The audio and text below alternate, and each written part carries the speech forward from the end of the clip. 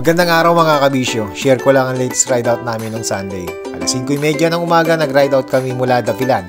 Apat lang kami sa Bulalo ride, sina The King, Papi Ronald at Papi Jigs, ang pinakasakalam sa grupo. Sa Purok 2, Barangay Pulong Saging sa Silang, andun na kami ng mga 6:45 ng umaga. Nadaan na namin yung dating kinakainan ng mga bikers na tinaguriang Bulwagan. Na food hub natin dati, pero ngayon sarado na at may construction.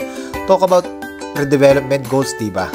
Sa di inaasahang pangyari, nasiraan si Papi Jigs. Mukhang yata inirequest ang dalawang kasama namin na si Papi Ronald at Sir The King na masiraan para makapagpahinga ang grupo. Sobrang bilis daw kasi pumidal sa bike, kaya inabot kami ng 45 minutes para mamahinga. Tulungan si Papi Jigs pala. Pagdating sa Tagaytay, sinubukan namin yung bagong bukas sa bypass road. Feeling adventurous kami, akala namin shortcut, pero mas malupit pa sa buhay ng ex-mo lords. Puno ng ahon at lusong. Pagdating sa Bulaluhan, may naramdaman si The King na kakaibang lakas. Nagpakitang gilas siya, rumimate sa amin para makauna sa Bulaluhan. Astig, di ba? In the end, nakaabot din kami kay Riza May Bulaluhan. Sobrang sarap ng bulalo, sulit na sulit. Kaya mga kabisyo, tikman nyo ang pinagmamalaking bulalo ng Tagaytay City.